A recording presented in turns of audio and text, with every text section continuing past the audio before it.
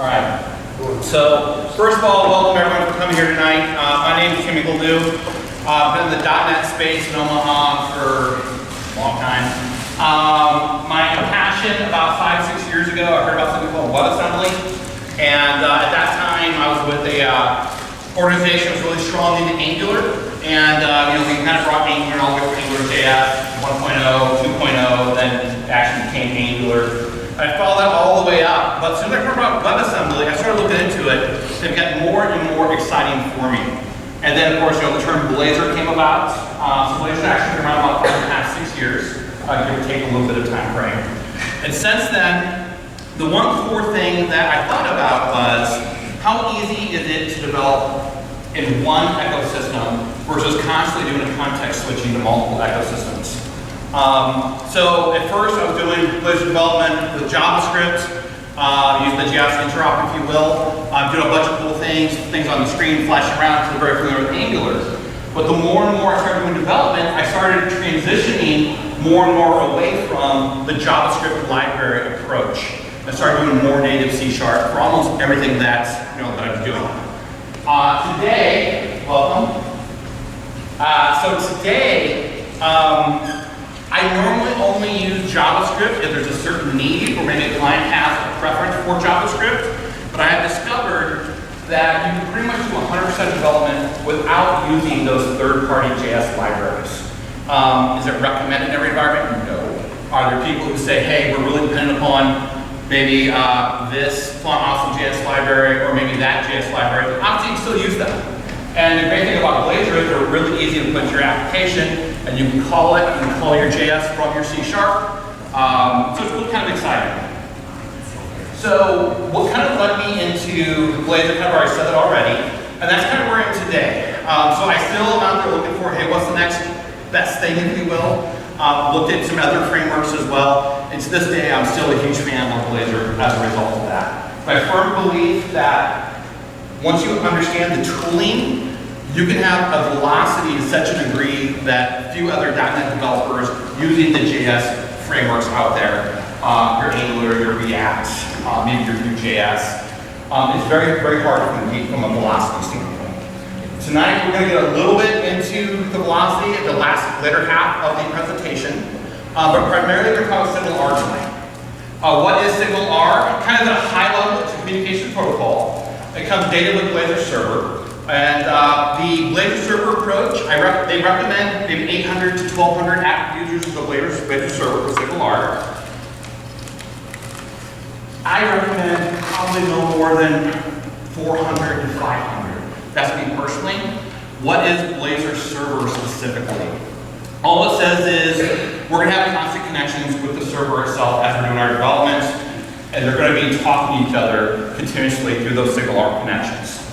WebAssembly, on the other hand, or sometimes referred to as WASM, basically means you have a front-end website, which is basically C# compiled down to the web and WebAssembly. Think of it as, hey, it's all compiled with JavaScript, or it's all compiled with WebAssembly, and it's a kernel that lives in your web browser.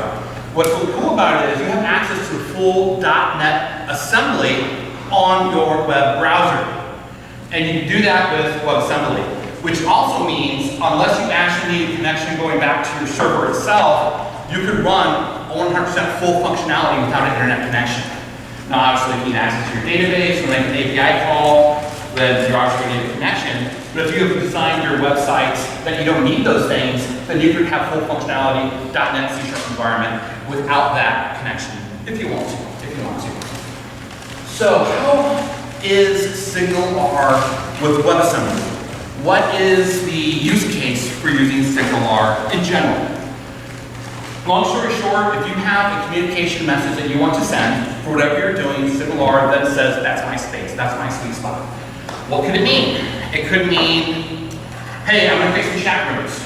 I have a business, I have a bunch of business clients, they want to jump into a channel, they all want to talk to each other, they want to send messages back and forth, that could be SignalR.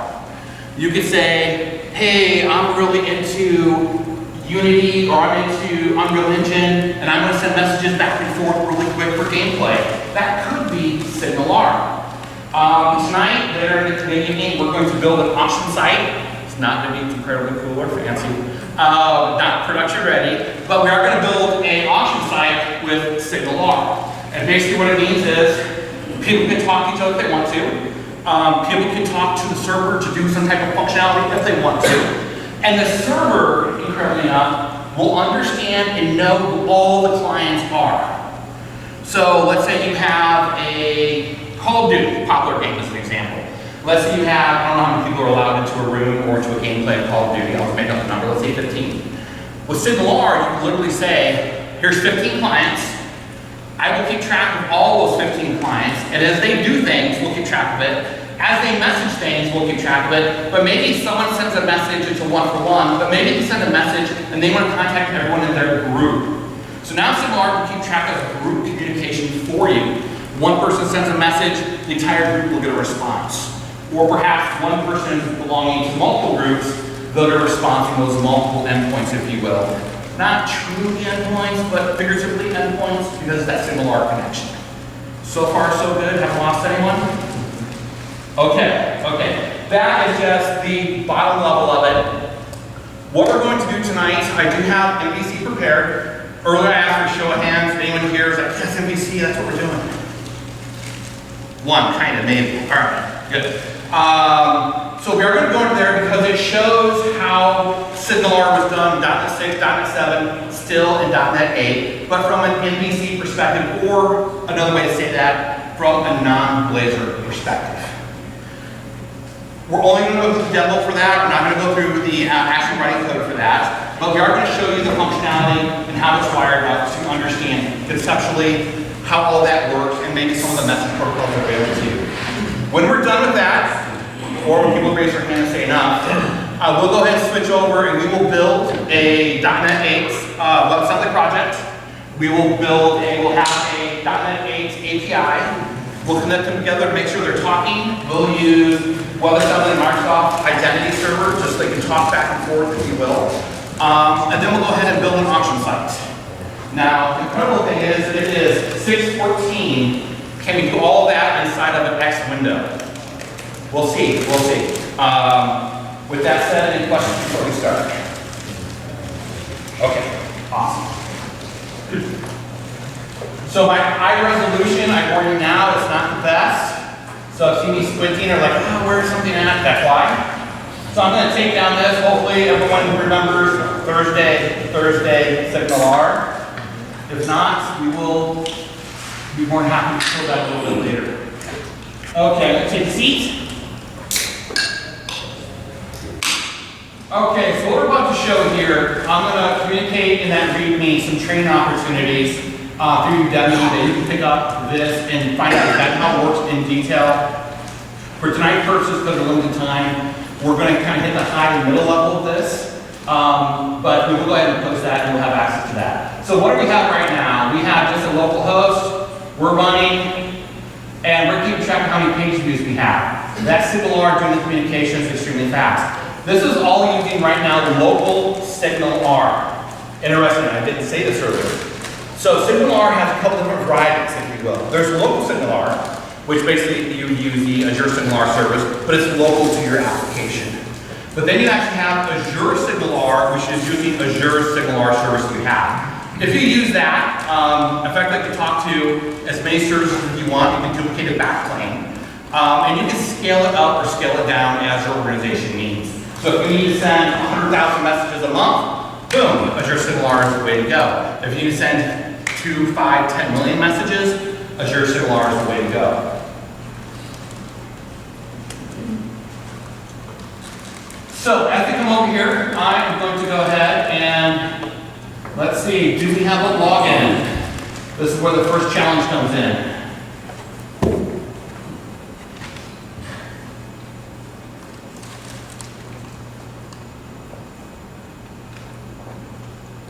Okay, it says it knows who I am. I have a little Tim over there, that's cool. I'm going to come over here. We're going to open up a private window. And let's see if we can show these here. And right now I'm having difficulty seeing that screen, so please bear with me while I move the table a little bit to give myself a little bit better visibility. So, all I'm going to do is copy of the local host information. I'm going to come over here to incognito. I'm going to paste it in. So suddenly, I just logged in and it says, hey, I have 2 clients connected. We have a total of 12 views. We're like, that's kind of crazy. Oh. So we have simultaneous updates across the client, if you will. And like, that's kind of really cool, actually. So we'll come back over here. I'm going to log in. And bear with me while I bring up local so I can see what I'm doing.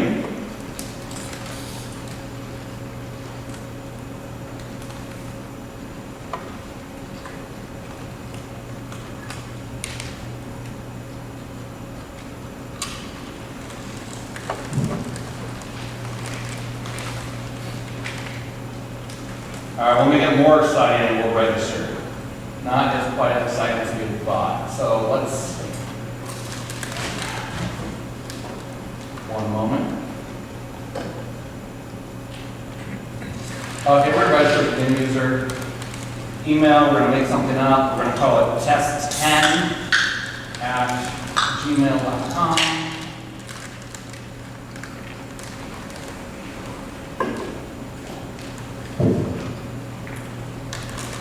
Register, and we'll check it out, say we confirmed, and then we're going to go back home. Now we're at 17 connections. Apparently we have been around a little bit. Let's put that right here. So let's look at SignalR.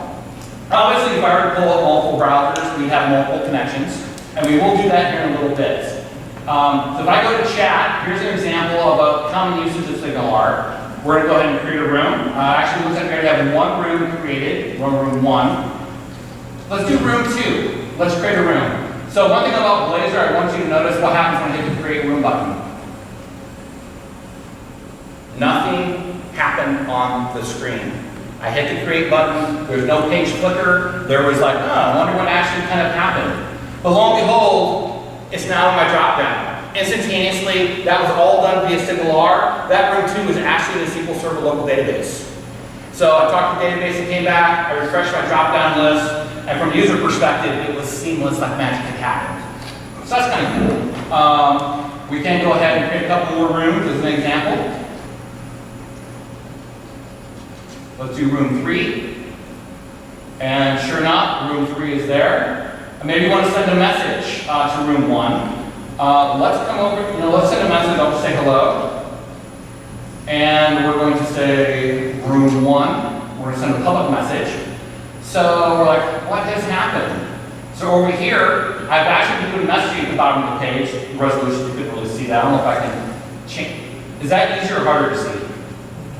Is that okay? Okay. So I'm going to come over here and do the chat here as an example. And I registered, but I did not sign in. 1 second. That was test 10, I think it was. Test 10 at Gmail.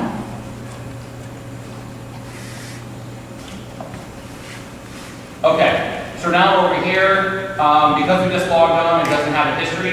Oh, but look at this. This is kind of exciting. SignalR says, I know that test 10 Gmail just logged in. And it immediately sent that message over to timothy@gmail.com, that particular client. So right now you're starting to get the impression that it knows things and it can send messages to other entities, if you will, other points of contact that you desire to send it to.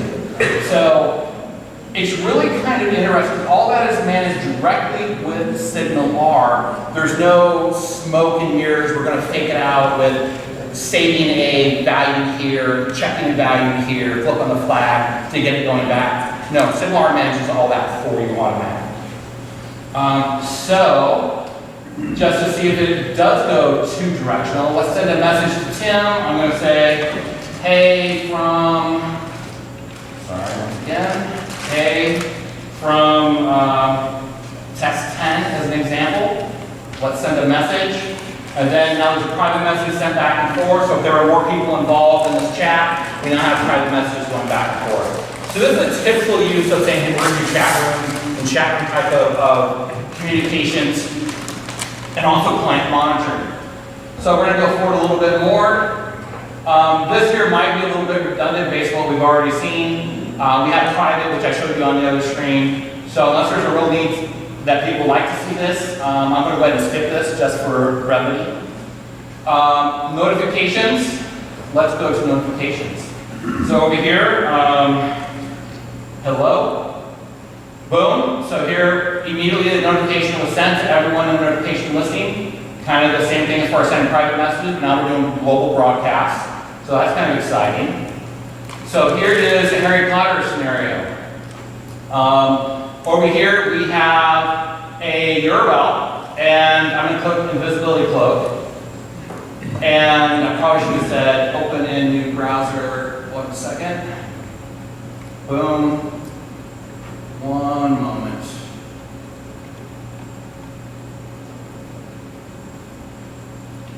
Did we? That's 4453. I want to change my. Oh, it did. Okay. So sometimes you log in in browsers, your port, if you will, changes. Obviously, when we coded it with 7001, now it's reading 8 different ports. So if we wanted to go ahead and manually make sure this is still talking, let's come back over here. We'll grab this port 701. We'll come back over here, and we will put that in there. Oh, you can do it.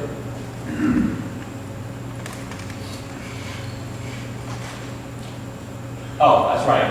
So, this particular one, what we're doing is seeing if URL was hit. We're not actually expecting to see something appear on the page. We're seeing if the client was hit. In this scenario, we clicked the Invisibility Cloak, we did our port, and it was able to detect that that web page was hit with some type of activity, and it reported it back to both instances which you saw on the web. That were up to 4 as an example. So same thing if I were to click Resurrection Stone or Elder Wand, you'll see the exact same type of performance. Because I've got to type in the 7001 again, unless someone wants to see it, I'm going to skip that for now. But that's exactly what you're seeing here, is it now tracks when a domain or when a URL was hit and when it did something. Obviously that didn't hit the port, so you did see a change here. So that's actually kind of cool. So some people say, hey, how do I know when a client connects to my sites? Well, SignalR can tell you how someone connects to your site. And that's, a use case. So let's go over and look at Harry Potter houses. This is where it kind of gets pretty exciting. So over here we have a list. We have a Gryffindor, Slytherin, Hufflepuff, Ravenclaw. We say we're going to subscribe to a list. Suddenly we say, hey, we're going to send a message globally to everyone. Maybe this person will also subscribe. But then we're going to do a notification. So see, notifications are being hit because they have joined a group in this Harry Potter world, a particular house in the Harry Potter world. So likewise, we can come through and say, I care about Slytherin information, but if you send a message to Slytherin, notice you didn't get a message. So this is a signal example. I'll do that again. This is an example of this person is subscribed to Gryffindor and Slytherin, so they get messages to Gryffindor and Slytherin. This person is only subscribed to Gryffindor, so they're only going to message specifically for Gryffindor unless it's a global broadcast of some kind. Once again, this is now showcasing groups in SignalR and how it manages and tracks that information across groups.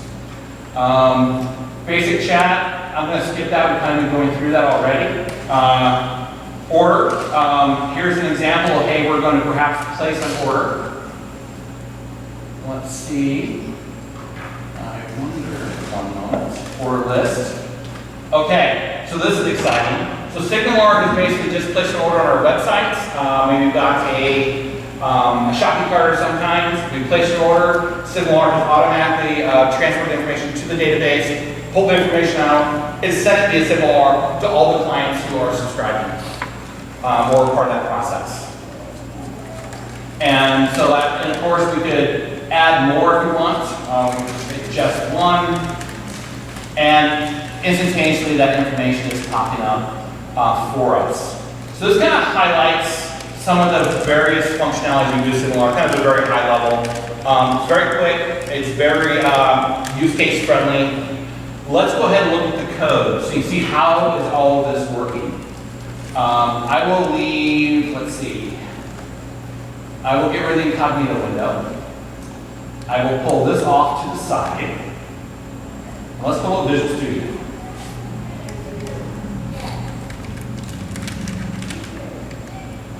Okay, so in here, let me minimize this a little bit. No, I should stop this. Okay, so look at our solution, the structure. This here is an MVC application. We have a bunch of JavaScript files. So like, okay, those are kind of exciting. We'll go into one as an example. Let's do the deathly hollows. Like, what does that look like from a JavaScript perspective? Actually, no, I think there's one more I want to look at first. Second here.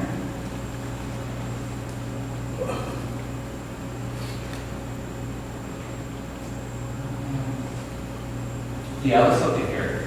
So with SignalR, there's something called the connection builder. And in the JavaScript world, you pull in a Microsoft package. It'll be in the GitHub repo, you'll see that. And effectively, you would say SignalR.hub builder, and then you say what URL are you looking for, or what route are you looking for. So I gotta be careful when I say route and I say URL. Everyone who sees this in the web world says, yep, that's a domain, that's a route, that's the path. SignalR uses something called hubs. And when we get into the C# API side of the house, I'll show you what the hub is, where it lives, and how you configure the hub, and how it will automatically detect that information. When normally you have an API, you go, hey, I'm gonna hit the route, it's gonna call the API, it's gonna do its magic through the controllers. SignalR does not use controllers. It actually goes through the hubs instead. Very similar, but a little bit different. So down through here, connection on, receive user connected. So this is effectively saying when the receive user is connected, we're going to send a message, we're going to do something. Notice the naming convention, receive user connected. This is actually telling you in your C# application what method in this particular hub class it's going to call. Receive user disconnected, we have receive add room message. So this here you actually saw when we added rooms 2 and rooms 3. And effectively it's fill room drop down. We have receive delete room, public room. There's some other messages here. You'll notice that as we go through here, it's all very similar JavaScript, and they're all referring to method names, or it looks like they're referring to function names, if you will. These are actually C# method names. As we go through, let's see. So here's the one thing you have to do in the JavaScript world is you do have to go ahead and set up an AJAX call. In Blazor, you do not have to worry about this at all. That all goes away. Matter of fact, all this goes away in the Blazor world. Anything else too exciting in here? Okay. This here will be on the dummy, which I will post. You will be able to see this in a whole. Let's go ahead and continue on. So there's a JavaScript. As you go through here, we have, from an MVC perspective, we have a controller, and we actually have, as we go through here, context chat room. We have, all right, so here's an example, create action, get chat room. We're doing some information with SignalR through the created actions. Okay, let's see if I can find a better example. Here it is. So here's an example of us doing the information, the updated deathly hollow count. This is when we were doing the 3 items, and we clicked it into the URL that tracked the client information, and then posted it. So as far as wiring things up, this looks fairly clear, and we're going to go into detail when we hit the Blazor side of the house. And when we actually look at the hubs, because that's actually where the juice is, if you will. So let's go ahead and look at the chat hub. And look at hubs. Notice I have a folder called hubs. Within C#, the API, or your methods for the API, so this is MVC, you need a folder called the hubs, HUBS. And then you actually stick your class objects in that hubs folder. So for example, we have a basic chat hub, we have a chat hub, we have our definitely Hollows hub. As we look at these, this here is the name of your object, and this here is your inheritance factor. So the hub is a Microsoft ASP.NET Core SignalR hub. Just put it there for an inheritance factor to pick up the information, and automatically it will know that this is a SignalR hub for you, and then it will do whatever it needs to do inside that process. So over here is an example. We're doing DB context. We have our chat hub, and I'm going to minimize this. So here we're adding user connection, clients, users. We're going to send messages to the receive user connected. Now this is actually sending information back to the JavaScript world. So on the JavaScript world, we have the same type of syntax as we're sending information to the hubs. And on the hub side of the world, we're going to send it back to the JavaScript world. SignalR will know how to route that and where it needs to go. As we go through, earlier, the very first page has user connected. You saw there was a connection count there. I believe on the message box, which you saw on the chat box, was also a message connected. That's effectively what we're doing here. Has user connected. We're going to go ahead and run logic. And then users remove. Hub connection, we're going to remove a user from the active list of users, or maybe we're going to add a user, and we're going to go ahead and communicate that out. Add users connections. Did someone disconnect? We're going to send a message to all clients. We're going to send more messages when someone has deleted or receives a deleted room message. Send messages. We're going to send it to users. So this is interesting. Send clients all. This means every client who's connected to our SignalR service will not get a message. Or clients.users and users. Only the users who are in that user list will go ahead and get that message. Let's see.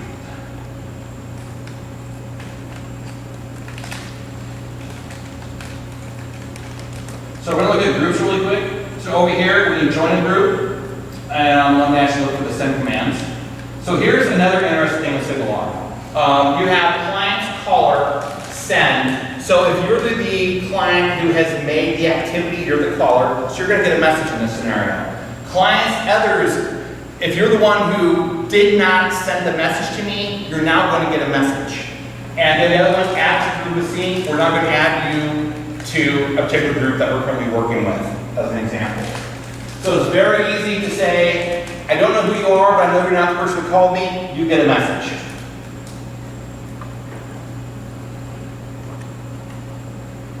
As we go through here, remove from group. That's how you remove someone from a particular group in SignalR. And then clients group, we're going to send a message, trigger house notifications. This is how people part of the Gryffindor or the Slytherin or one of the two houses would have gotten messages going back and forth when something happened to those particular houses. So let's look a little bit more how it's wired up. Let's go ahead and just look at the Harry Potter house. So in here, typical HTML, nothing too exciting. We're going through. All we did was add the SignalR script, which is the Microsoft script package you're going to have to download if you're doing the JavaScript route. Or also the house script itself, which pertains to this particular page. So this is the default, and this is the script that you would have created to go ahead and have that unique functionality on your page, for example. So that's all you need to get it working from a HTML page perspective. As we go through, let's look at program.cs. All right, so to come through here, typical .NET stuff. You'll notice I did have identity, it's Microsoft Identity. Line 23 is all you need if you want what I call local SignalR. So line 23 is what did everything for you.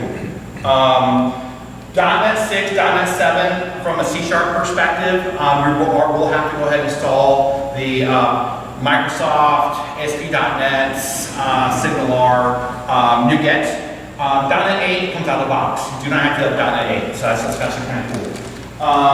You'll notice that lines 20 and 21. If you're like, Tim, my company deals with millions of transactions on a daily basis. We want to use SignalR. How do we do an Azure implementation? Is this going to take us, is this that 3-point story? Is this going to take us 2 weeks? No. It takes you 5 minutes to log into Azure, get your resource allocated, and then put in 2 lines of code. Technically, it could be 1 line of code.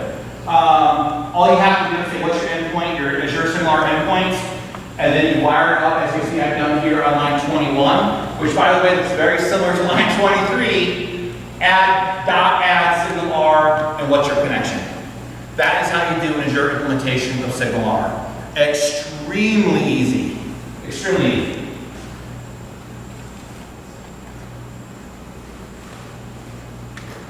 What else magic do we have in our program.cs? That's a great question. As we go through here, I'll scroll down. After you do your routing logic, like line 51, I usually put after all routing logic, you need to create a hub. .NET 8, there's a couple different ways to do this. I still do this. They have like a connection hub builder in .NET 8 you can use if you want. To me, I think it adds a little more complication. I'm not sure what the net gain is. But if you just do app map hub, you have your various C# classes, your hub classes, which we showed a little bit earlier. We looked at the chat, the basic chat, the Deaf and Hollows objects. And then you put your route in here. That route is what effectively tells your SignalR on the client side of the world, where am I going? So the JavaScript side of the world, it looks at, you send it a path and say, hey, I'm going to the hub/chat or basic chat or Deaf and Hollows. You come up to here and you say, oh, look, there's hub Deaf and Hollows. That's exactly where I want to go. And because you put the hub's object as part of that map hub, I'll just click into this. It says, oh, that's pretty exciting, Tim. Not too much happening there. That's true. But if you go to maybe house group, suddenly you're getting all that functionality natively that knows where it's going. So in theory, 1 line of code with some type of information for what type of communication protocol you want to do. Send it to one user, send it to all users, send it to the person who talked to me, send it to everyone else, send it to a group, remove people from the group. All that happens inside of your hub itself. And from an MVC perspective, that is SignalR. I know I went kind of fast. A lot of people said they didn't have a lot of interest in MVC, so I was trying to rush through that process. Any questions before we start hitting the other side of the world? Okay.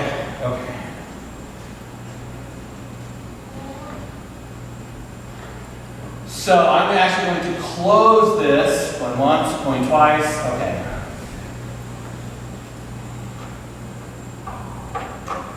Okay, so let me get some water. Now I did do a test. It takes me probably to a live audience 2 hours to code, so I probably won't be doing copy and pasting tonight, unless you want to see me doing a lot of typing. Totally can do that. But we're not going to hide anything from the group, so we're going to show you kind of how the eggs are made. So earlier we saw I had a repo. We're going to come over here. I've actually got it in my local get. So we're going to open up Visual Studio.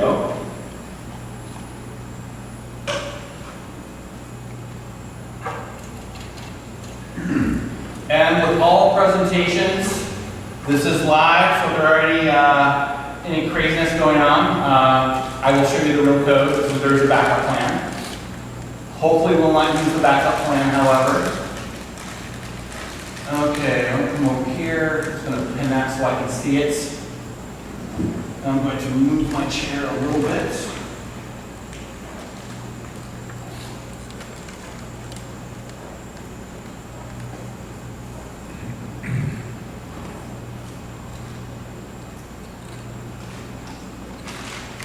Okay, so the very first thing we're going to do is we're going to go ahead and we're going to say, hey, we're going to create a brand new project. We're going to come into here and we're going to say, I want to do a Blazor web app. We're going to do next. Project name, I'm going to call it Blazor Client. You can name this anything you want. Source repos, we're saying that's fine. Actually, no, that's not a good location. Do we have our Thursday night? Oh, look at that, Thursday SignalR, that's kind of exciting. So now we have our Blazor client, solution name. I'm going to give this a little bit different solution name. Thursday. SignalR. And let's go ahead and hit next. We do .NET 8 authentication type. I'm going to do individual accounts. That's good. We're going to do WebAssembly. That's going to be fine. Our options down here are global, and that looks fine as well. Sorry, we're not going to click .NET Aspire. I know that was an ask earlier. Not ready for that. We're going to hit create.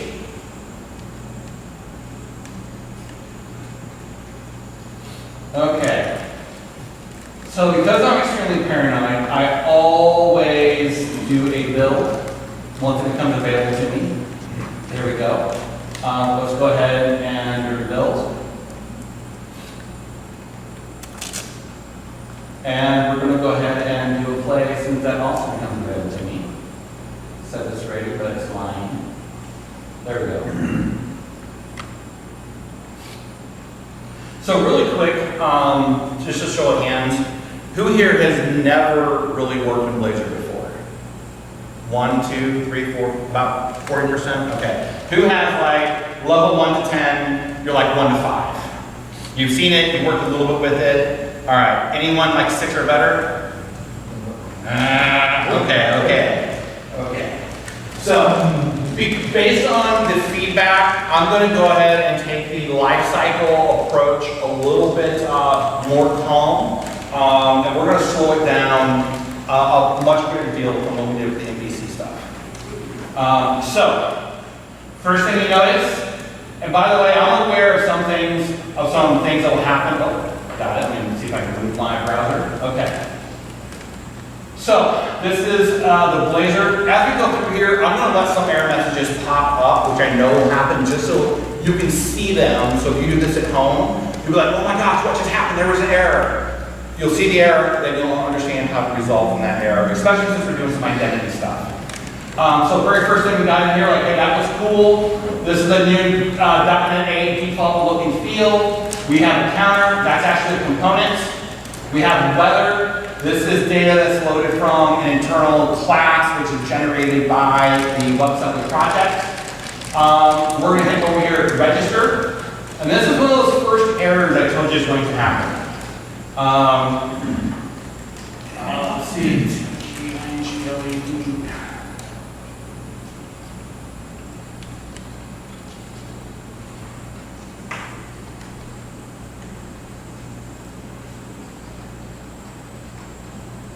Sort of come in here, and it says, we're thinking really hard for it's saying, then it's going to say, sorry, we couldn't do it. So if you use the inherent Microsoft identity, this is good if you're doing like personal projects, you want to throw up like a very small website. But it says, hey, you haven't run migrations, you said you're using identity, you haven't done anything with the database yet.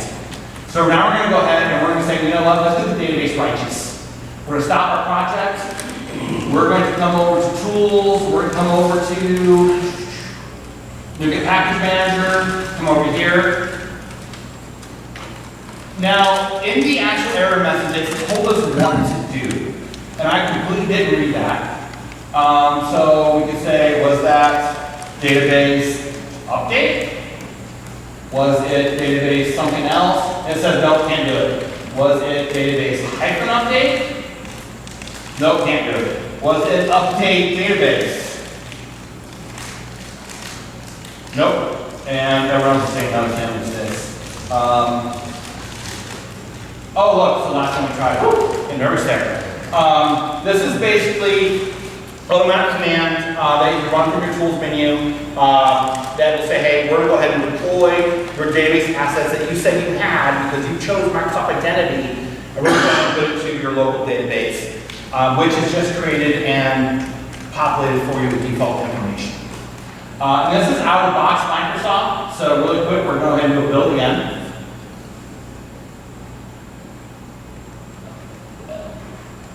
It says it was good. That was extremely fast. That was very nice. And it's loaded up. It says, boom. Hey, it looks like it's still working. We're going to click me. We're going to do a weather. Ooh, that's exciting again.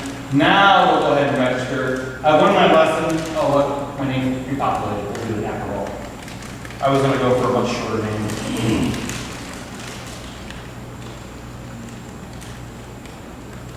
Okay.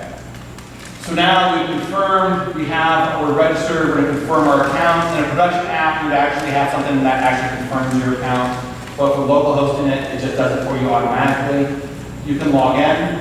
By the way, in Blazor, the way that they do identity or the way they do authorization is phenomenally easy. It's really great. If you ever want to see a presentation, I'll let me know sometime. Some people have spent weeks and months on authentication, page level, component level. Blazor is just a couple keystrokes. Okay, so now we're in. It says to Eagle News, so that's good to go. So we've tested all the functionality here. So we say step one accomplished. We have our WebAssembly project. We haven't done anything with it yet, aside from our identity, which is the default. So let's come over here and now let's do our add. We'll do our API and project. ASP.NET Core, that sounds good. What are we going to call this one? How about SignalR API, capital lowercase, I don't know, any preference. We'll say that's good there as well. Long-term, no authentication. .NET 8, if you say yes, they'll try to hook you up with Entra, and you have to go through a bunch of other stuff. We're going to skip that for us. And then configure, that's nice. We're going to say, yeah, that should be good for us. Yep, that's good for us as well. We're going to skip that guy too. Okay, so we're like, we think it's good. I'm going to do a rebuild on the API by itself. Make sure it's green. Hey, it says it's green. All right, let's come up to here and let's put this over to our API. Let's rock and roll, just make sure it works. Ooh, it works. We have Swagger. Ooh, weather forecast. Oh, this is kind of exciting. Execute. Now we have actual values. Okay, sweet. So Swagger is working for us. Next, so first thing I'm going to do is I'm going to do, because this is going to be a single app, if you will, let's just go ahead and make sure we treat it that way. I'm doing multiple projects. And over here, I'm just going to go ahead and start with the API first. And then I'm going to do, one second. I'm going to start, and then we're going to do Blazor clients. Okay. .NET 8, Blazor, when you create an application, so just creating like one project for you, you can create two projects. The Blazor client is basically, think of it as the command and control processor. That's how you kind of organize your brain. Some people call that the server. So that's command and control, but all your work, all the UI work, that's going to happen in your client. So from this stage, for design purposes, we're just doing start, none, and that should be good to go for us. Let's hit apply. Let's hit OK. Let's go ahead and start.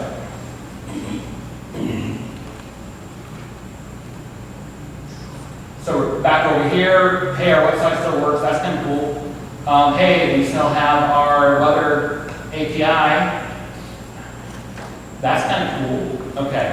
So now that we got that kind of going, we're going to go ahead and do a couple different things here.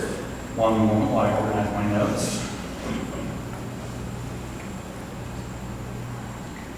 Okay, let's go ahead and.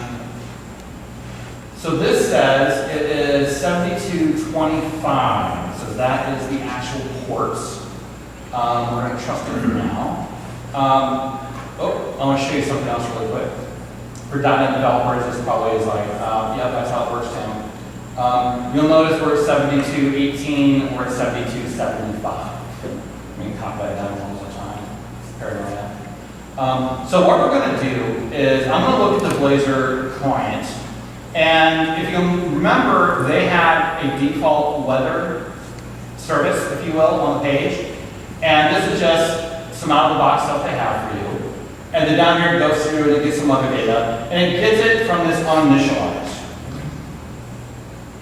All we're going to do is comment this out and we're going to say, just so we can make sure that our API is working, wouldn't it be great if we actually use the Swagger weather instead of this generic weather from here? So that's kind of the purpose of what we're going to be gearing towards. And then in the arts of, one moment, we are going to go ahead and just paste that port, because even though I said it like 3 times, my memory will not recall it. Okay, so all we're doing over here is we're going to take our reference ports from our API, and we're going to make sure that it is wired up appropriately. Okay, so now we have this in here. It says, hey Tim, you have some HTTP stuff you haven't taken care of yet. What's going on? Let's go ahead and make sure that we're good to go.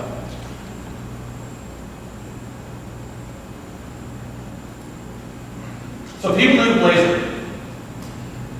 Routing exists at the page level. You do not have, like Angular, for example, you might have your routes component, if you will, in Angular, and you have all these routes listed.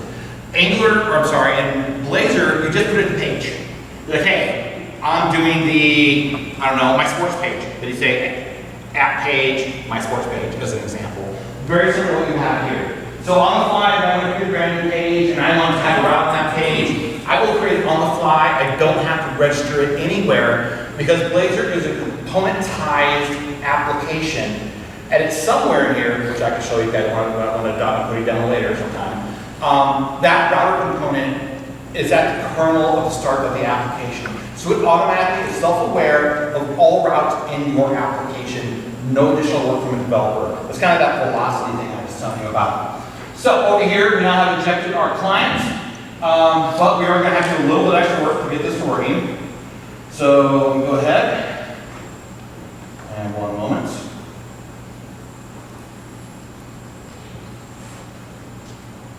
I'm going to go ahead and wire up our clients in our program.cs. And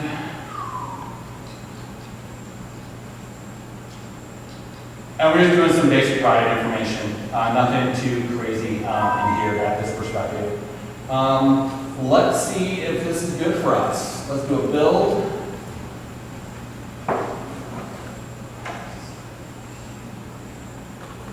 Rebuild's all succeeded. We'll do a start.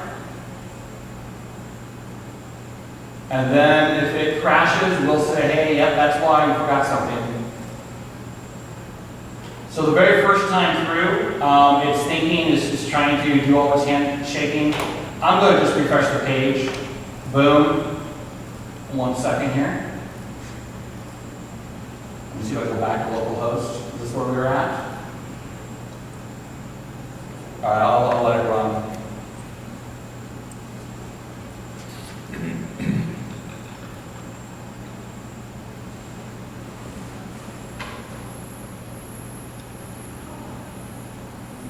One moment. I'm going to go ahead and do a rebuild and then we'll run it again.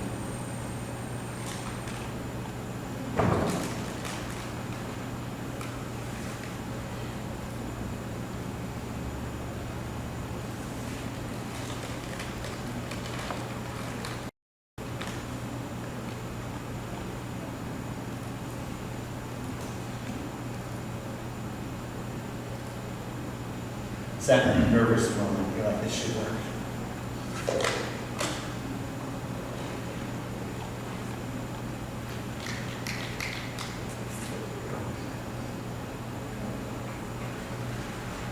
Oh, one thing we did not do, which you're going to see a message in a minute after time's out, is because we have just enabled another app to talk to our API. Anyone guess what the error message is going to be? Independent website talking to an independent API. We have a CORS issue. It's basically saying, hey, you're trying to send information across the spectrum, and we're not going to like it. Why it is not timed out already? That's a great mystery. We would have thought it would have timed out. Oh, what is this? Oh, it says, boom, boom, boom, failed to fetch. Access control, allow origin, our CORS policy. So, we do have something happening to the API side of the house. So we will go ahead and take care of that right now.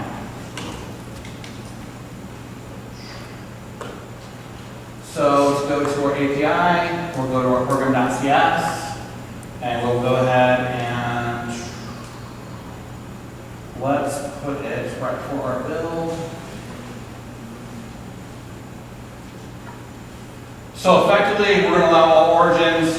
We really don't care about security for tonight's demo purposes. We're going to go ahead and set that up, kind of generically speaking. And then we're going to go ahead and also actually incorporate at the app build. So let's go ahead and put that in. Okay. So now we've wired up our cores. We now have named it, so it should be good to go. Let's do another build. So the good news is it's been a while since you've created an app from scratch. You're like, oh, this is what you do. Ah, this is what you do. Ah, this is the roadblock. Oh, it's all here. Okay.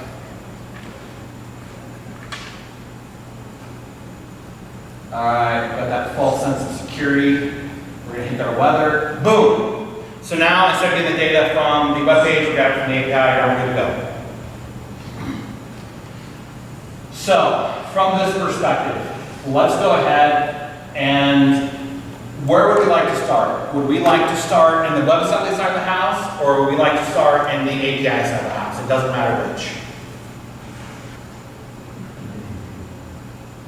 API. API, all right, we got API. All right, we'll say that's a 70-30 vote. Okay, so we're gonna go ahead and stop. We're gonna go ahead, I'm gonna go ahead and close some of these down. Let's move this over. All right, so here's our SignalR API.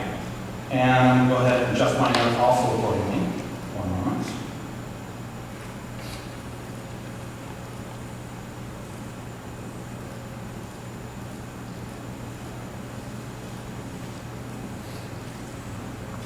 Okay, so the very first thing, so if you know we're doing SignalR, we're going to go ahead and short circuit a little bit. We're going to go ahead and automatically create our folder that we need. And this is guidance from Microsoft. This isn't guidance from Tim, just the guys for word hubs. Technically, if you think about it, since we decided what that route was going to be in the program.cs, could we call this something else? Probably, but I like to stick to standards, so I haven't done that. But in theory, is it possible? I think it probably is. So now we have our hubs defined. We can go to our program.cs, and we say, all right, how do we go ahead and wire up our information? Well, we know that we need that one keyword, which in our scenario, I'll put it right after our Swagger, but before our cores. Boom, build the services, add SignalR. So from that perspective, you now have SignalR ready for your app, ready to process. The other thing we need in our program.cs is what type of hubs are we going to be talking to. And in that scenario, I'm going to come back down to here, and I'm going to put this right before run. The guidance is that you should put this after any type of routing that you have. I like to put it at the very end, right before the run. That's just been personal style. So automatically we know this is going to be called Action Hub, or Auction Hub. And we're going to have a class called Auction Hub. So come over here to Hubs. We're going to go ahead and we're going to add C# and AUCT Auction Hub. And we'll go ahead and clean this up a little bit because I like doing that. I believe Hubs is what we're looking for. Now, it's going to say, Tim, you're missing some name spacing perhaps. So let's go ahead and add some stuff in here. One moment. Or some using statements, I should say. Was it Hubs or Hub? Oh, did I misspell it? Oh, Hub, you're right. Very good. That red line eventually would have got me, so thank you. Okay. In this scenario, in brevity, I'm going to go ahead and kind of paste the rest of the class. We're going to talk about it briefly.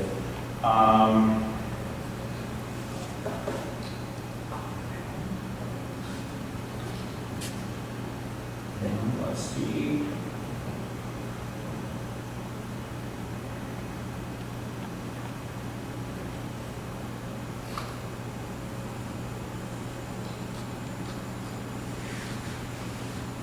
Okay. So what we're doing tonight is we're going to build a auction hub for our communications. The parameters for here is we're going to have a timer. So once a auction participant says they place a bid, a timer is going to start, and it's going to say the auction is effectively going to be over at X time. So anyone else who gets their bids in, if they get it before the timer, they'll now become the newest bid. If they get it after the timer, sorry, you lost. Pretty straightforward, pretty simple. This just kind of shows you can put some logic into your communication if you want. Maybe you have business logic in your application, you want to process somewhere else, you could obviously do that.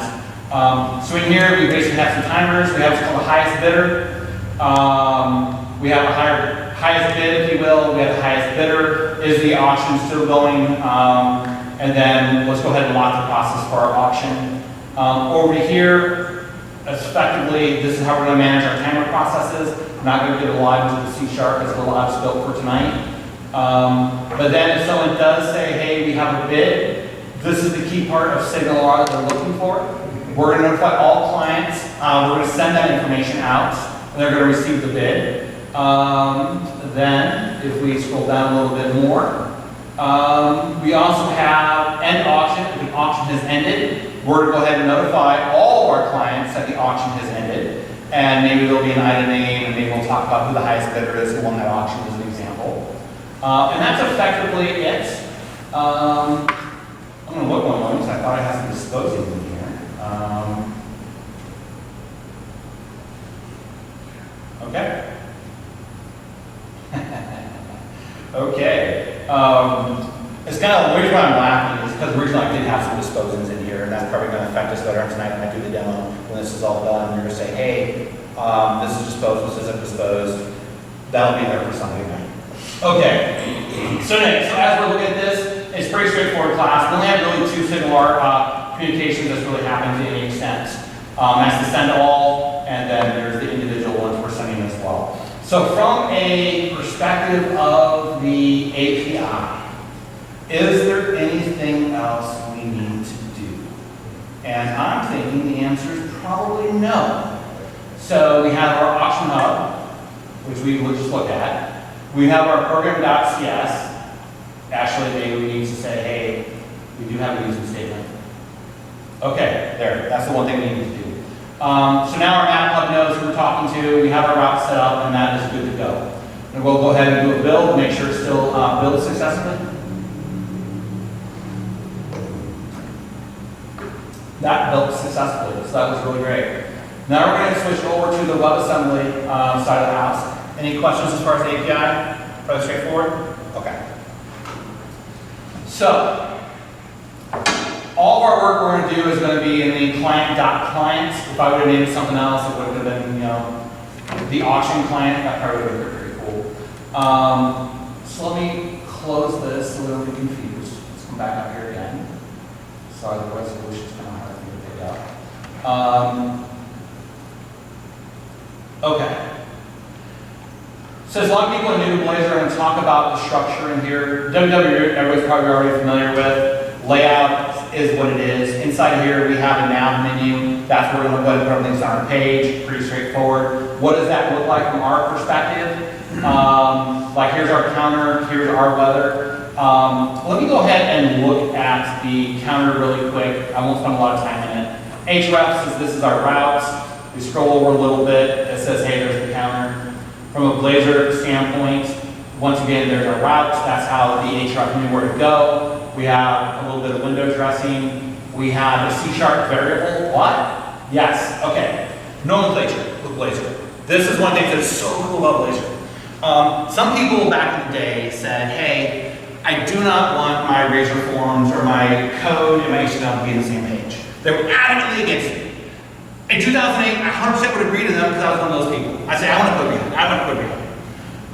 But we're 2024 now. This here, as far as what this page is doing, everything from line 8 and above, Tim's terminology is, this is the markup. This is your web page. From lines 12 to 13 is some kind of humorous here.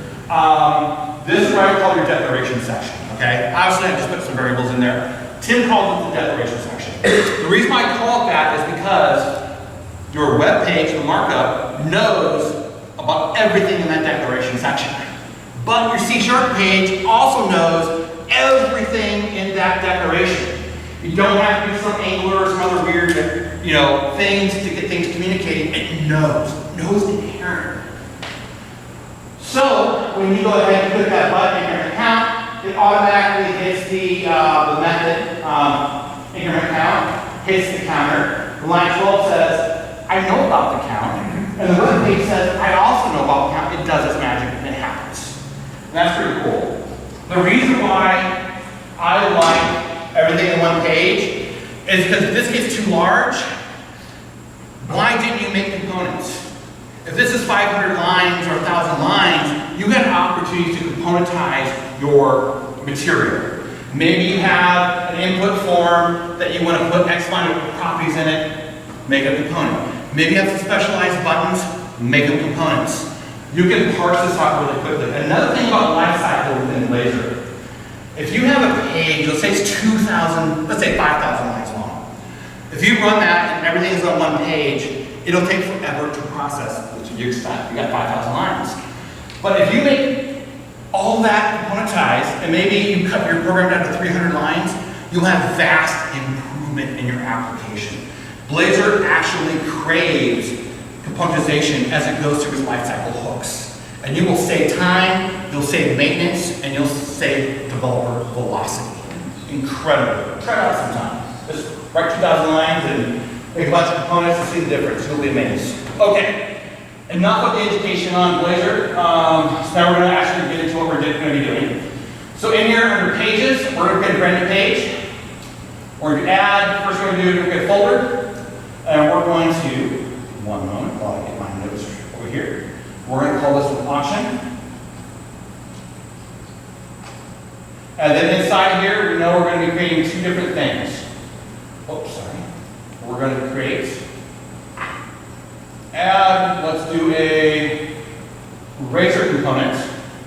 By the way, everything you do on Razor, it says component.razor, that's to give you a hint. Whether or not you actually make it a small routeless component, means it lives by itself with no route, or whether it's a page which can be processed as a component individually. Here, the terminology is the same. So in our scenario, first thing we're going to go ahead and do is I'm going to create a UCT auction page. So this is going to be an auction page. Lo and behold, it's going to be a web page that deals with auction stuff. It has the .razor syntax. Oh, I'm going to come back over here. I'm going to create the other item that we need. And we'll say another Razor component. Now this we're actually going to call AUCT auction components. Okay. So this here will be a standalone routeless component, and this here will actually be a web page that we're going to go ahead and we're going to be able to route to. So let's go ahead and get the start of our process going. So here's our auction page. The very first thing you do in a Blazor application is you put your route in. I'm going to call this auction page. App page is declarative, and then you have your route after that. So that's pretty good to go from that standpoint. Let's go ahead and update this auction page route into our nav menu. So over here we have our weather, we have our counter, we have something called auth required. Tell you what, after weather, let's just go ahead and copy this down. And let's go ahead and add this into here, pop over, and let me type out AUCT auction page. Okay? And over here, we can call it my cool auction, whatever you want. I'll call it my auction, or just auction. Auction. Okay, so this standpoint, we've got it set up. Because I believe in failing fast, we'll go rebuild, and we'll do a quick little tease, see what happens. It says rebuild is successful. By the way, this time I can always go in there and detach the API so we don't see the swagger in case you want a little bit faster while you're going through your developments. So come over here, auction page. We now have our page set up. We now have some default information. Our value is there, so that's pretty good to go. Next thing we're going to go ahead and do is let's talk about authentication. Earlier we set up the database and we have authentication on our website. I really did that so I wouldn't have to type in default names for who the auction people are. I actually wanted to see, are you going to log in? Yes, I'm going to log in. Let's use identity and authentication to give us your name as an example. So this is going to be the very first and the small step of identity in Blazor. Boom. I'm going to inject, and I'm going to inject authentication state provider, and I'm just going to call it authentication state provider. By the way, naming conventions in Blazor. Traditionally, naming conventions, Microsoft has their standards, if you will. And one of the standards are if you have private variables, private local variables, private static variables, it's like an underscore and then like a lowercase, something like that. In the Blazor Razor world, traditionally uppercase. So you will not find documentation on that yet. I'm sure it's coming, but that's the reason why I put it in uppercase instead of a lowercase, lower a, or underscore lower a authentication state provider. In case you're curious. Okay. If you're doing code behind, you may want to switch to the old school, but I do single, so I keep that terminology. Okay, so in here we have our authentication state provider. So this is going to be kind of, you know what, let's go ahead and start winding things up. I'm going to go a little bit slow, just to kind of go through some syntax for people who are new to Blazor. Boom. So over here we have a is string is null or empty, boom, boom. You very could easily have also have just said, hey, let's just make this cool. That's kind of old school, and just say if username, no, it's not null. Whatever you prefer. So then, much like the counter which we looked at earlier, username needs to be defined somewhere. So we're going to go ahead and we are going to define it. I'm going to go ahead and define the declarative section at the same time we go through here. The app code is where all your C# code goes. Earlier I described everything above this line as your markup or your web page. I also described this as the declarative section, once again that's my terminology. And then anything below here, we actually have your method starting, that's actually just normal C# logic. So in this scenario, the very first thing we're going to do, we're going to kind of walk through a little bit slow here, is we're going to set up how do we get that authentication state provider with our identity so we know who our user is. This is a lifecycle event inside of Blazor. It is called onInitialized sync. There are 8, 10, 12, dozen more lifecycle events in Blazor. This says, hey, when this page or this component loads, this happens automatically in a synchronous fashion. There's also a non-synchronous fashion. Depending on what you're doing, you may want to do that. That's what this happens. There's also other ones, on-parameter sets. I encourage you to explore those.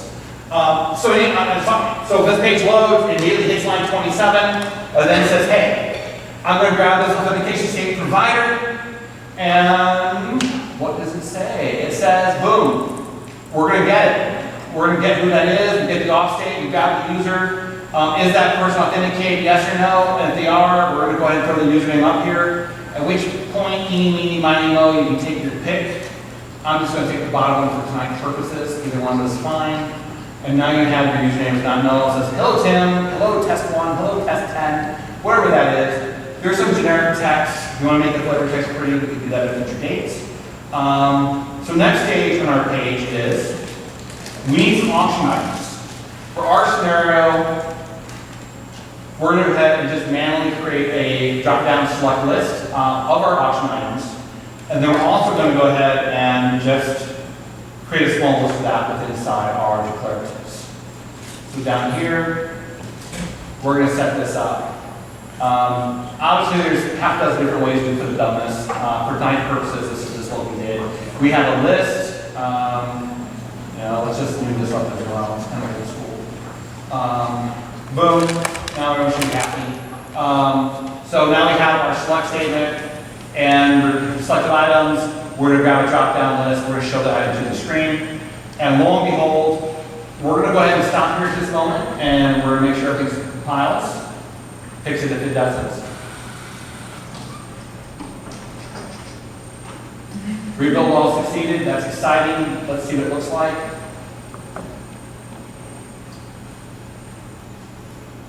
Hello world, we clicked on auction. Ooh, very nice, very nice. Okay, another thing about working in the same environment, there's no context switching for anything that you're doing, so extremely fast. By the way, unit testing, also extremely easy. Everything's right here for you. You can test your markup individually, you actually test your C# code.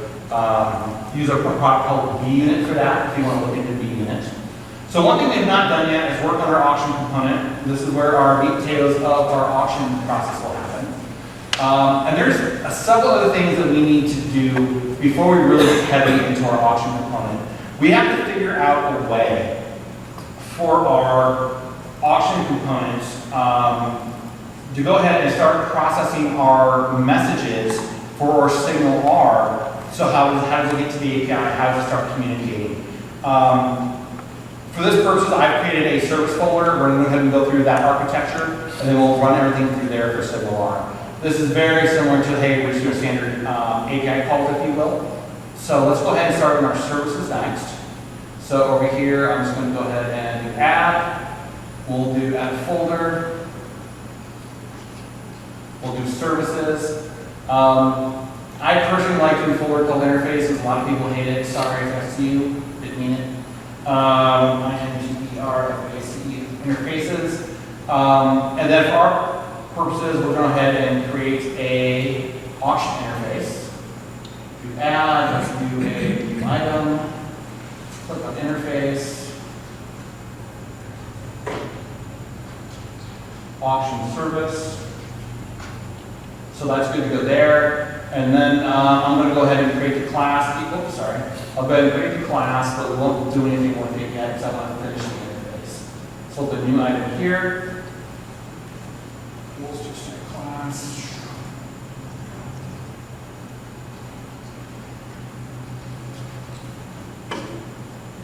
Okay, then we'll go ahead and go back to our iAuction. I'm going to grab some code.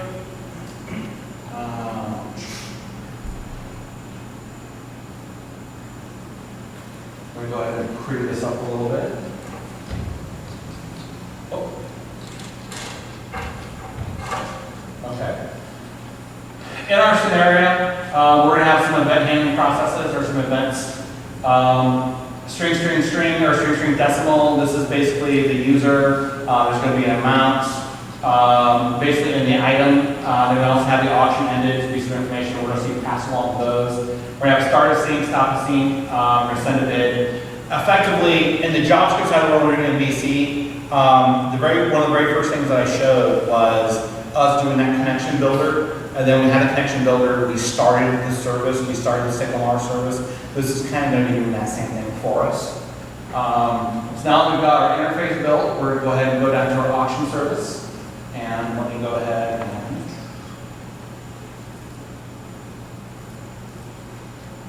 let's see.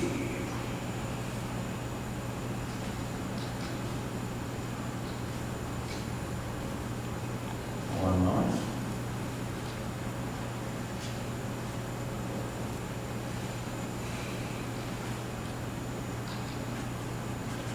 Okay.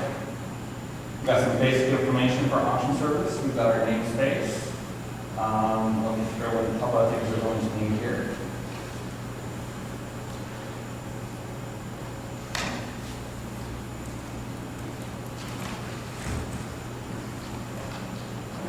Okay.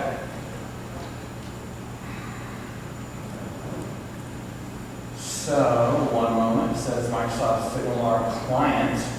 So, in the WebAssembly side of the world, I believe we pop over, we're going to need to add a NuGet for that. One moment.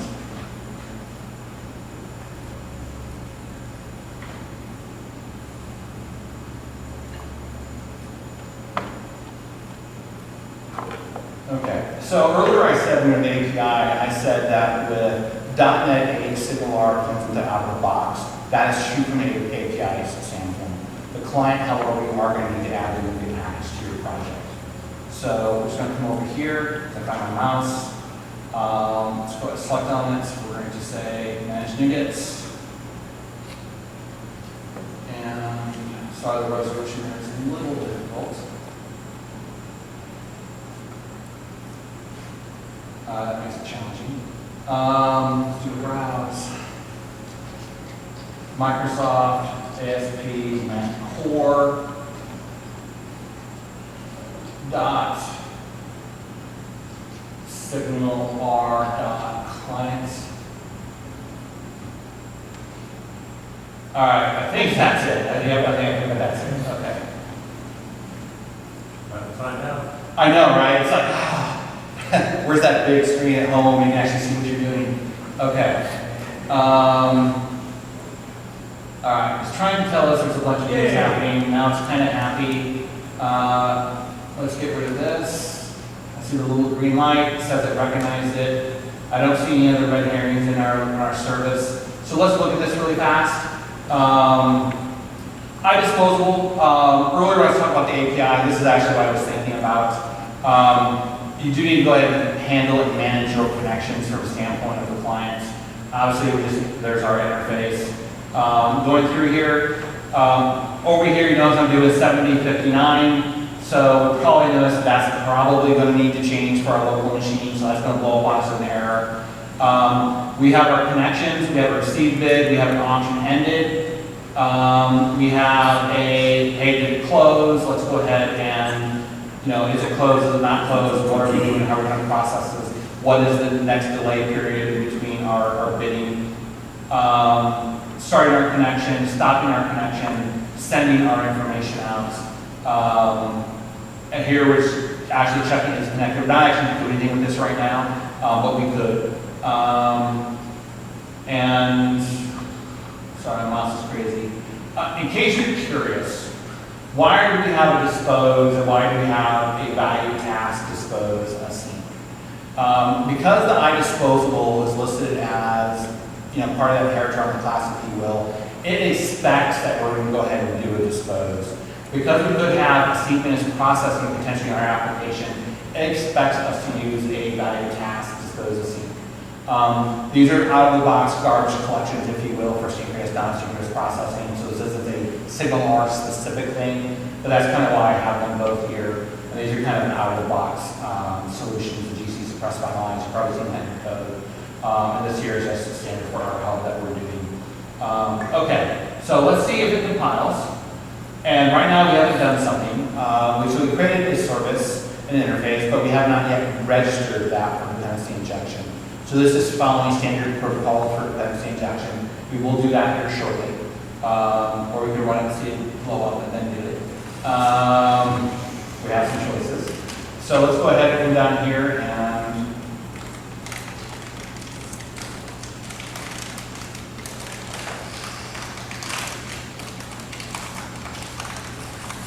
so nothing special here. I just put in the auction service for us. Now there's something else we haven't done yet. And I'm going to click the application and make sure that it's running and working. And then we'll go back and we'll wire up our component for us. So so far we have our page, which we've seen before, and we've seen our items. We don't have anything else on here, even though we've created the service. And we have the components as our part of our pages process. Here, we haven't put anything in our component yet. So let's go ahead and do that. And we'll kind of walk through this as well at a higher level of detail. So for people new to the Blazor world, we're doing something new. Notice when we were on our auction page, line 1, we have at page auction page, which is then tied to our nav menu for getting that click link, which then navigated to this page. Auction component has no such routing. So this means this is a routeless component. This component could live anywhere. Matter of fact, this component could live 100 different locations in your application. And we'll show you what I mean by that in a quick second. So let's go over here really fast, and then we'll go back to the component after I get this plugged into the page.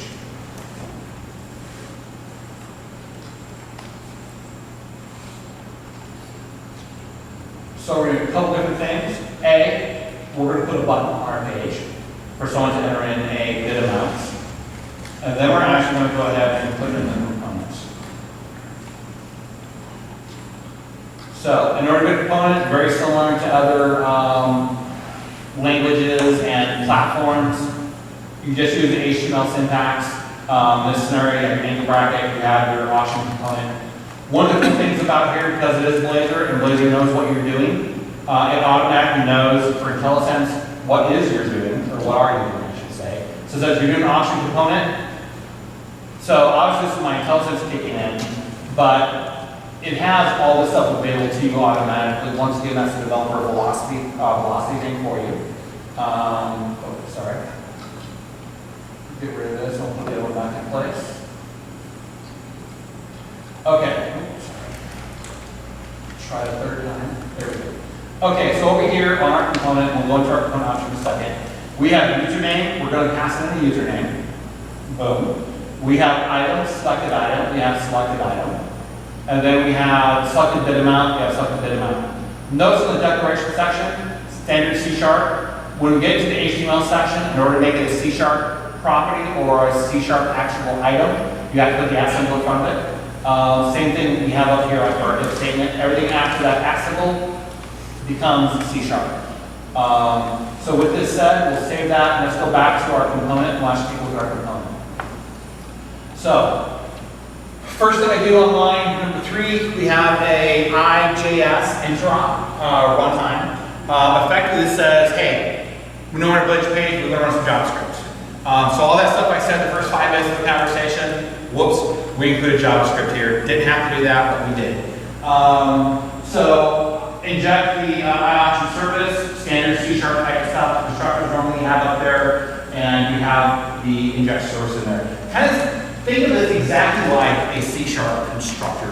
In case your mind is trying to say, hey, what are these injects? Just like a C# constructor. Matter of fact, I personally call that my constructor, if you will. This is how it is. So down here we have our H3s, we have our C#. Are there any bids? Yes or no? We have a symbol for each loop, pop, pop, pop, pop. Then we say, hey, maybe there's no bids.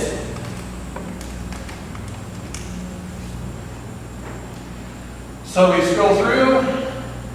We have a on-click, we're going to go ahead and call a method called place bid.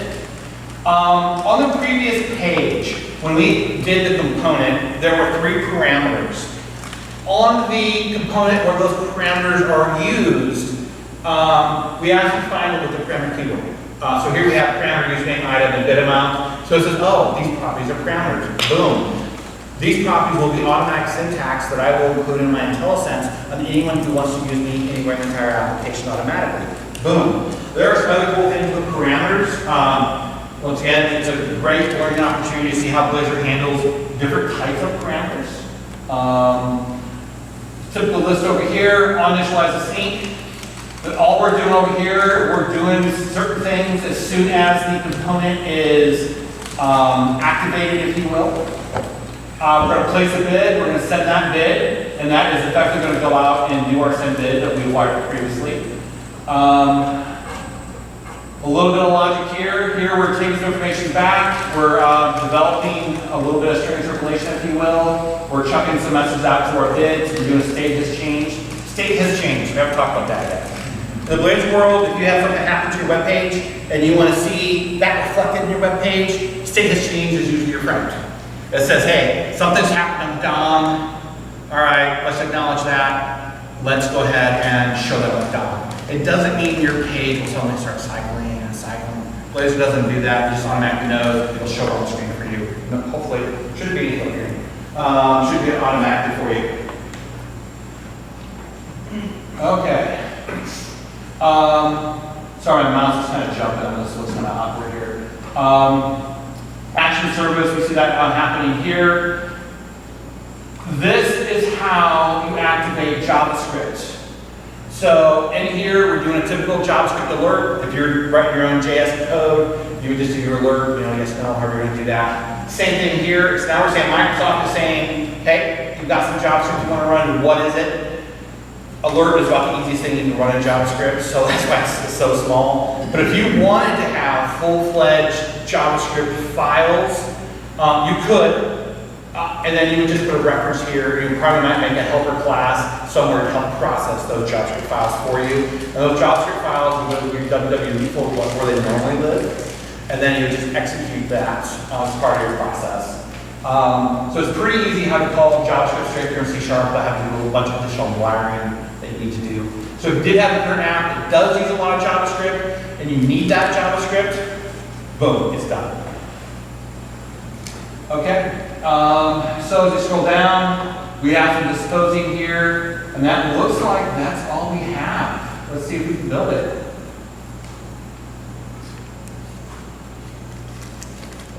Now, I'll preface this by saying this is not a production-ready auction website, so be warned. Okay, it says it's built. Let's see what happened. Did we forget anything? So we're going through. We're going to click our auction.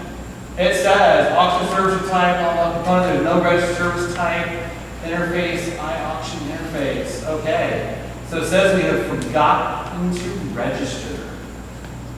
Interesting. No register service type. Let's see if I can figure out what we did. So 1 moment. What's that? Oh, you're talking the program.cs? I think you need to inject. Well, let's see. We have the iAuction service here. Let's go.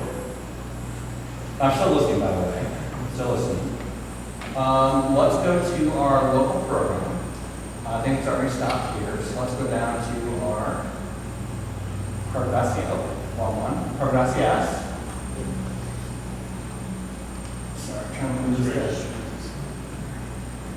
Okay, so over here we have SignalR auction service. So we have that in place. That should be good to go from that perspective. Let me read the message again. It says invalid operation cannot provide value for property auction service on type. Boom, boom, auction components. Okay, so let's look at that. No resident service, Blazor client services interfaces. 1 moment.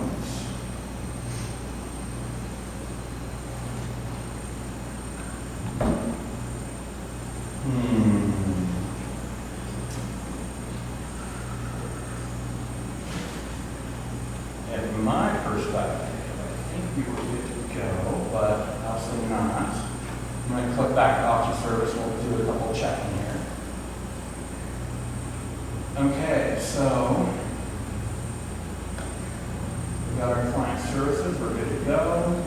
We have that, we've got our connections. I actually think we're good to go from this perspective. Let me go over here to our interface. But it said register, so I thought it would have been the program.cs. So I'm not seeing it here. Back one more time. That should be good. Check a couple more things here.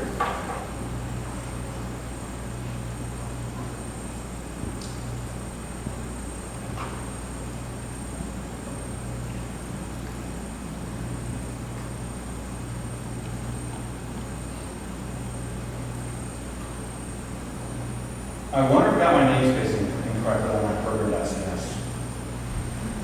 So over here we have Blazor client services interfaces, Blazor client services interfaces, iAuction service, that is correct. And then we have Blazor client services. Yeah, I think that should be good, but I do have a plan B.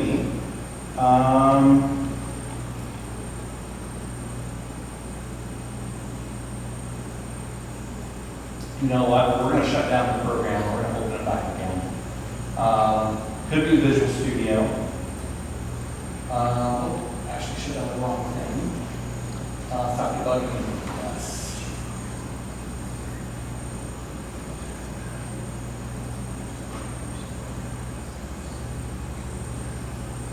I'll say yes this time.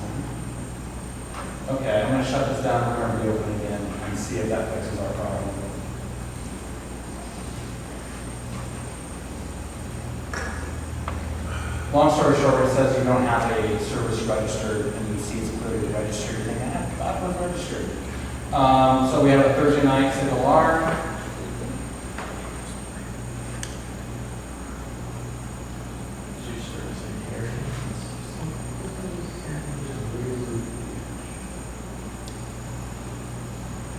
So the way Blazor works, if you have your services registered like a standard C# dependency injection, it should work for you automatically.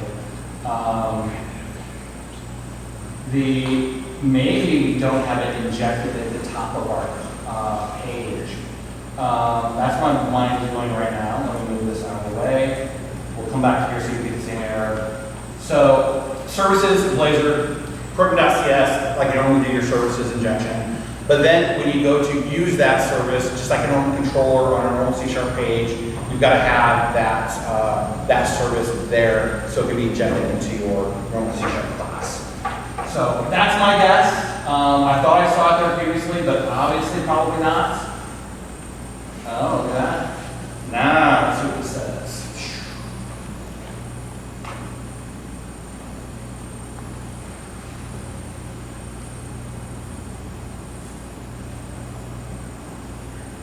Oh, did it change the, I'm sorry, didn't hear you. did it change the port? Yeah, 2118. This all should be internal, so it should be in the same port. Authorization failed. Oh, I clicked the wrong button. Oh, sorry. Sometimes I get excited when I get into panic mode, and I just click randomly. It's a character flaw in that project. See this button right here? I think I clicked that button, and I had to click that button. So really quick, let's log in, make sure that still works for us. So over here, password, and click. So far, so good. Yay, we're celebrating. We're not going to hit that button. We're going to hit this button. Click. Last time, that happened as well. Let's click in here really fast. And what did we forget?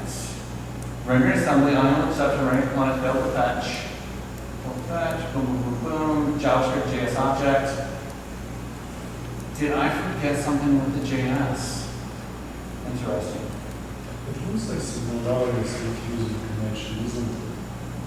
You see this error code, 7059 action tab. Where are you looking at?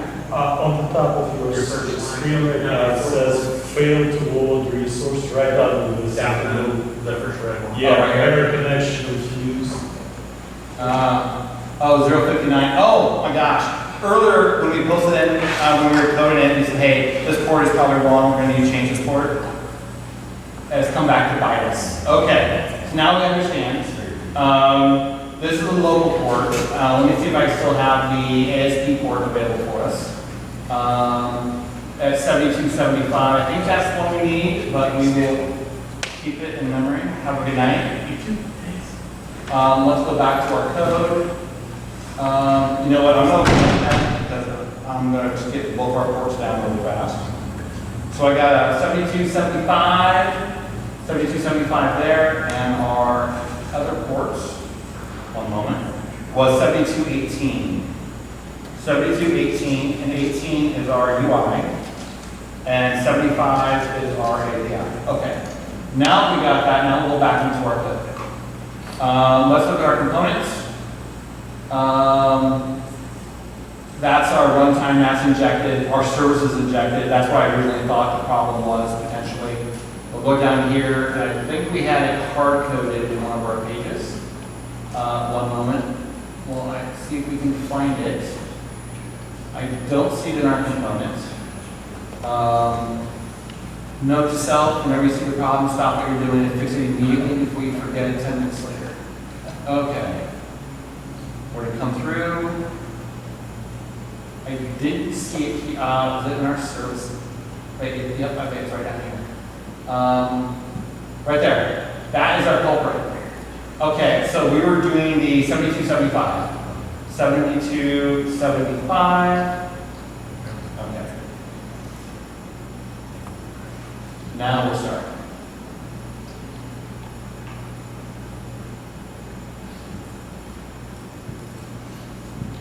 All right, let's bring the page over again.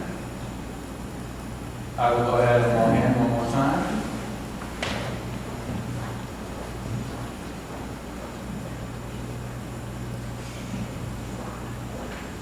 Count to 5. 1, 2, 3, 4, 5. Hit the option button.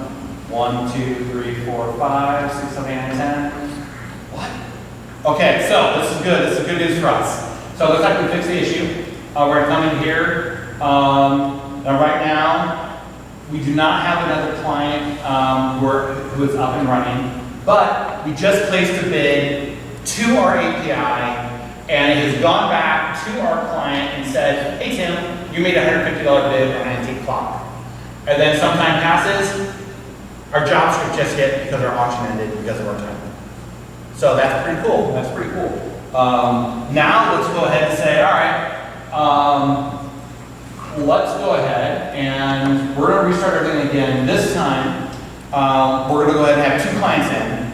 And then there is a request earlier to show how debugging works in Blazor. And maybe debugging works between the SignalR and just normal processing. So I'm going to get into that here in a little bit as well. So first, let's go ahead and log in. Go to here. Go into here. We're going to log. Boom. It knows who we are. I'm going to go ahead and start a window. Because I'm on the same machine and the way that web browsers perform, that is why I'm opening incognito window, so it represents there's 2 separate sites, if you will. Likewise, if I want to open up 4 web browsers, I would probably go to Google Chrome or Firefox and do one of those standard pages, maybe open up a 2nd or 3rd or 4th incognito. In case you're curious why I'm not just tabbing it, is the browser performance and how it expects things to be. Okay, so I'm going to copy this. We're going to go back to our here. So there we go. Let's go ahead and put 1 there, 1 here. Welcome to the default layout of Git with Blazor. We'll just consider there for a moment. Let me go ahead and see if I can log in. Log in. I do not remember if here we've already created a test 10. I think we did, but I can't remember. I think we'll have success though. And then we'll say log in. Invalid login attempts. What's that? Was it a different database that's your MVC database? Yeah, that might be it. That might be it. All right, we will assume I did it on the other database. So we're going to register as a brand new user. And this time, we're just going to call it test1. How's that sound? gmail.com. Confirm the password. And then we'll say register. We'll confirm it in a fake confirm. We'll come back over here. We're going to log in with our test1. Gamma mail.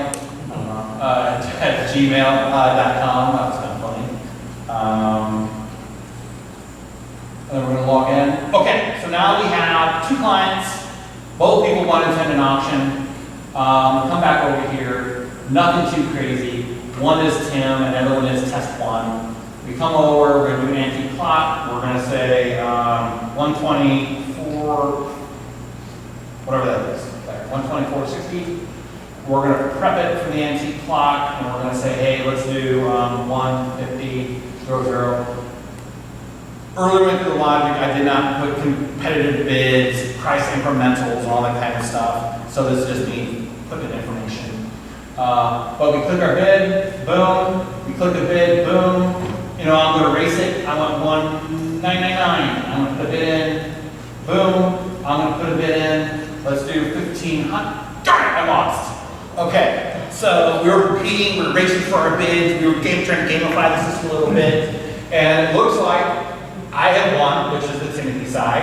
But on the test 1, it says, hey, obviously that item name is not being sent through. So there's homework. We obviously get homework to get that item name to pop through. is over. The winner is Timothy. Darn it, I wanted to win so bad as test one.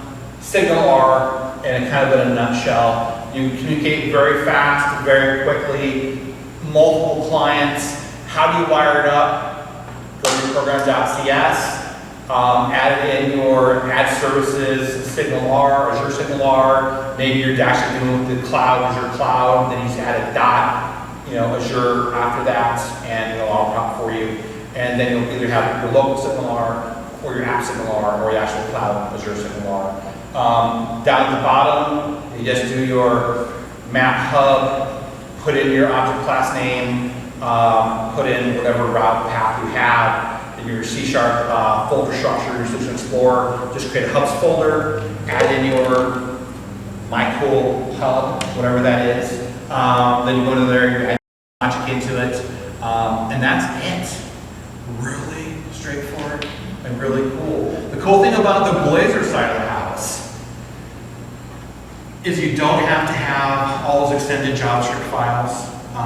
You don't have to have all your links. You don't have to have your SignalR link. It's all built in straight with the framework. You add a couple lines of code. You add what type of messaging you want, what type of communication you want, and you can rock and roll. So think about it this way. Right now it is 7:48. We started about 6:10, 6:15 or so.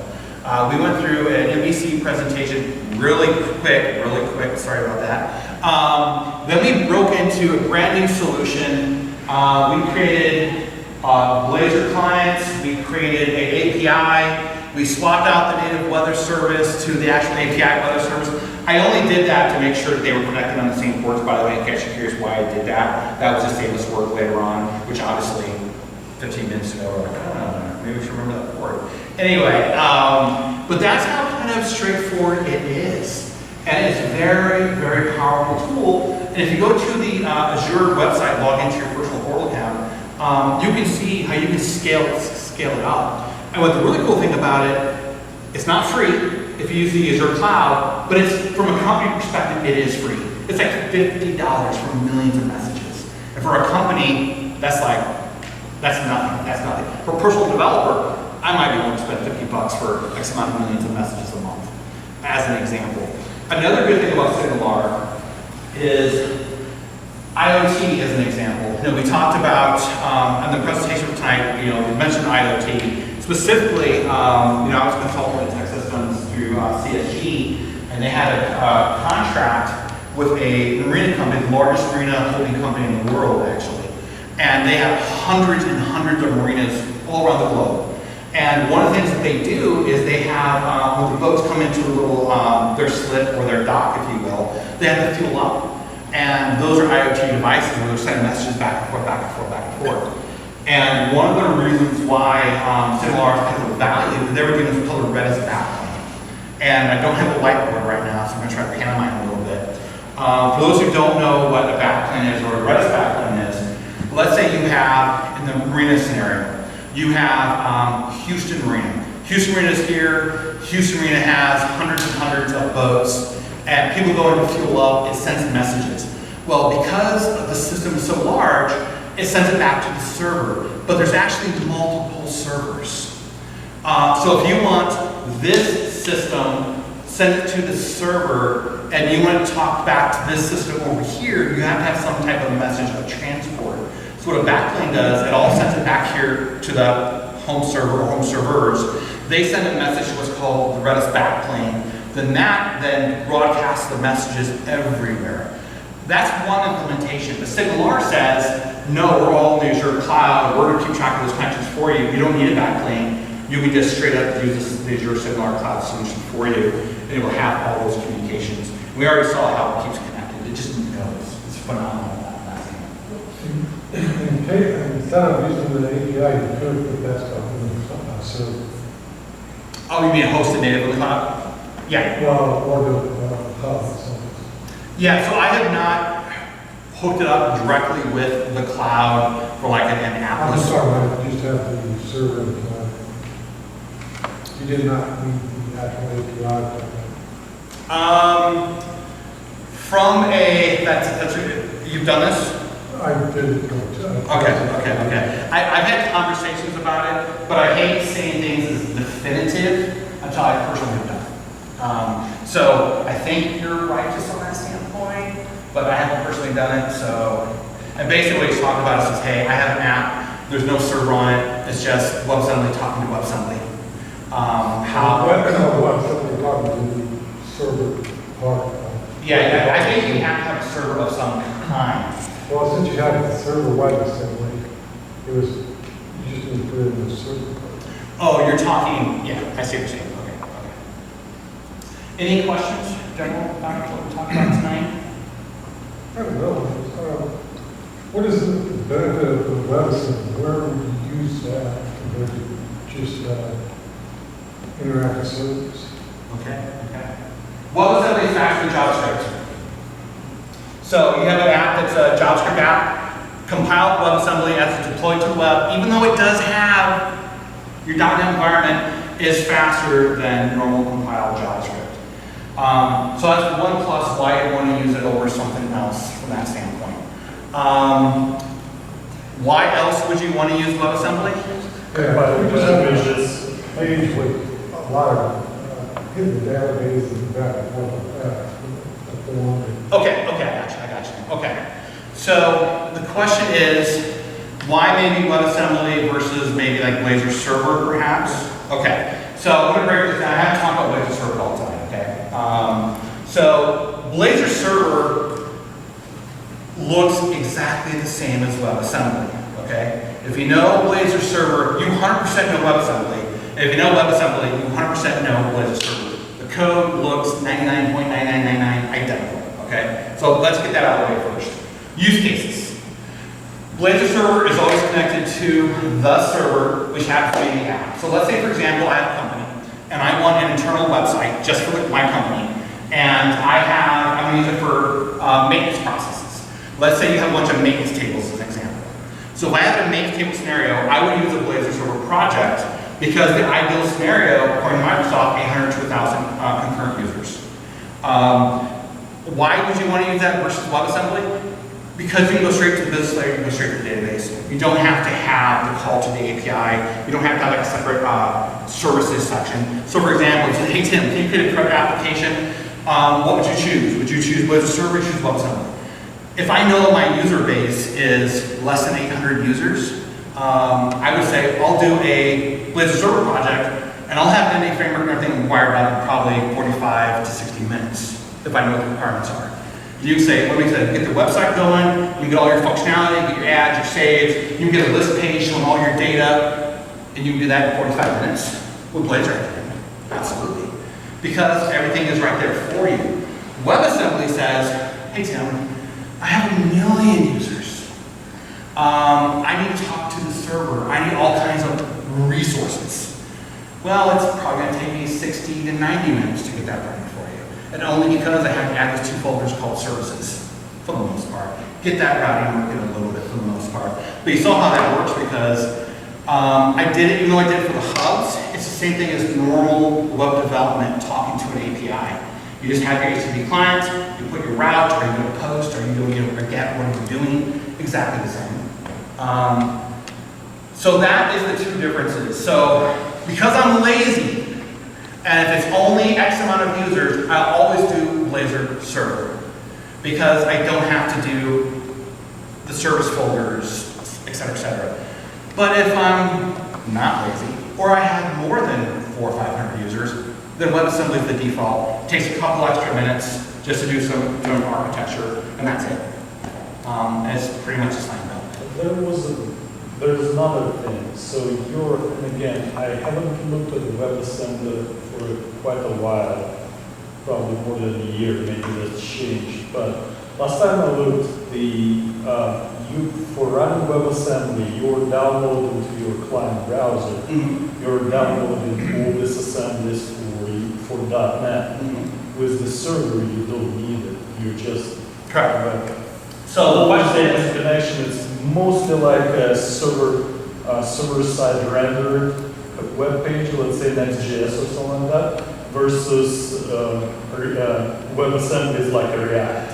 okay, so very interesting. So I'm gonna repeat more of the statement, and then I'll kind of get into the extended conjecture. Blazor Server, it runs on the server, it lives on the server. You don't download stuff to the client like you would WebAssembly. Blazor Server, you must have an internet connection in order for it to work. WebAssembly, no internet connection required. Obviously, if you need an internet connection to the database, etc., you need the connection. But if you're doing stuff that doesn't require it, or maybe you have internal polling that keeps things local and then periodically talks to the server, WebAssembly, you don't need that constant server connection as an example, obviously by defaults. So it does load it to local clients. The plus is it takes load off your server. Because it lives at the client, it takes load off your server. When you do updates, it only downloads the client those updates. It doesn't give them everything all over again. It only gives them those updates. That's fast, that's speedy, and once again, it takes that weight off the server itself.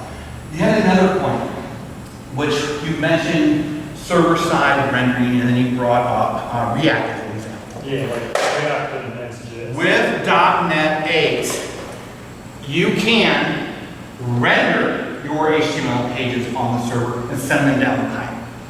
You can do it at the page level. You can do it at the component level. So imagine you have a page with 5 components on it, and you say, these 3 components are going to be, how are they processed? But these 2 components, I don't want anyone going out there and looking at my code behind and doing some crazy stuff. I'm going to do that at the server and send down the full completed page for them, as an example. So that's an example of, that's a .NET 8. Server. What's that? Is this WebAssembly. Well, the server side, I believe you can do it constantly. Server side rendering is what they call static server side rendering. You can do that. With WebAssembly, you know when I created the project initially, it said mode. I don't know if you remember that or not. It said there was a mode when I created the project. It said like render mode, and then it said like global, interactive. I think it said WebAssembly. I'm not sure if it was like a Blazor drop down on that or not. What's that? Just auto oriented. Auto? Yeah, auto. Yeah. They keep doing updates, so it's like, what was it last week? What is it today? Yeah, and I just downloaded like 2 days ago a new version. But yeah, so you have that control in .NET 8, which you did not have in .NET 7 and .NET 6. You know, I have seen companies begin to adopt Blazor. Like I said, I've been a fanatic for like 5-6 years. The last 3 years has been a lot of momentum. The last 12 months, it's been skyrocketing. And I think right now the growth pattern is phenomenal because the speed of development, and you have a lot of choices. So if you're a React shop, example to your point, you're like, hey, I want to render all my stuff on the server and send it down. You have those choices, and it's a couple keystrokes. And you can do it at the page level, you can do it at the component level. You have ultimate control over that. So, kind of cool. Yes, sir. Since you're downloading WebAssembly locally, like how big of a, how much are you actually taking up on the client? I don't have that answer. I can't honestly give you an honest answer. I've never really done the metrics. What's that? In .NET 5, it was big, it was like around 13 megs. Yeah, I don't know what it is today.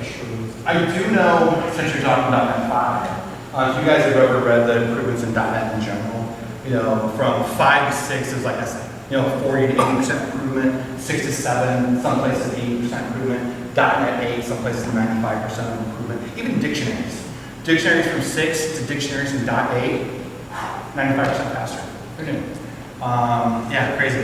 I also saw 9 they're going to have the injection or the constructor. Okay, so interesting. Some people who do the, now we're probably going to here, maybe not. If you have your code behind inside of the house, you have to do your file injections a little bit differently. .NET 9, they're doing away with that. That's kind of what you're talking about. So as you upgrade from each .NET version, there are going to be some subtle changes that are going to take place. I'm just curious, in like Blazor, are you able to apply custom design or UI components or something like that, or usually people just prefer box? Yes. So I unfortunately or fortunately subscribe to a mailing list in GitHub for Blazor. I say unfortunately because I get like 100 emails a day. Those guys are crazy.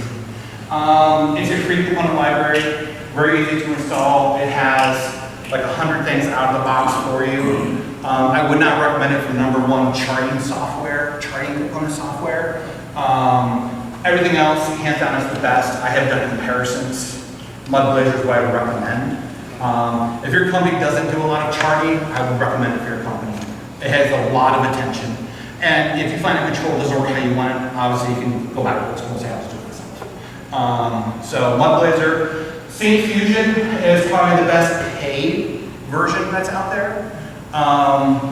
So I've checked them out. Fusion has, I think, the best charting, the best reports.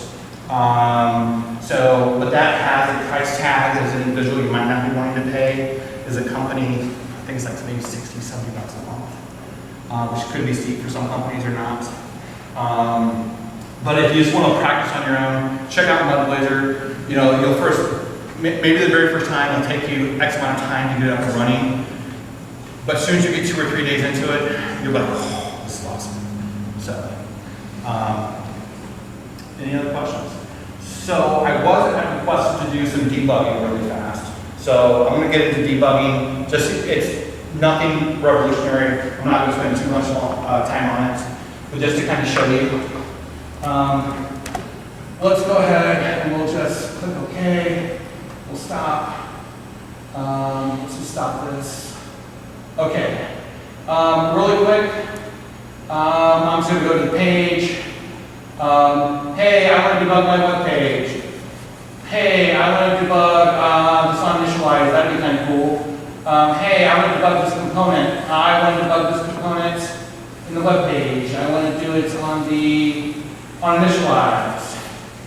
Hey, let's go to the API. Let's see how that API is getting called. That would be exciting. Let's come to our hubs. Let's do our action hub. Eeny, meeny, miny, mo. Let's do send bid.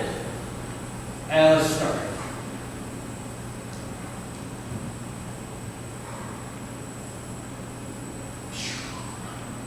So for our hello world, we're going to log in so we don't get any special messages.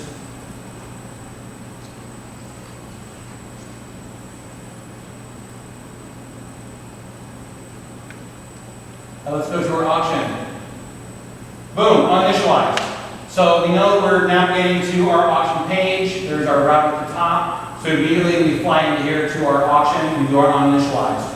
We hit continue. Then we're showing the auction page. Now I'm going to the markup. Anything special in the markup we need to worry about? Then guess what? We just moved. This is our component. Funny story. Our markup, at the very end of our markup, we had the component. Remember that component was there? So we did the uninitialize on the web page. Went to the markup. Oh, there's a component. Stop. Initialize the component. Let's go to the initialization of the component. That's a lifecycle event, by the way.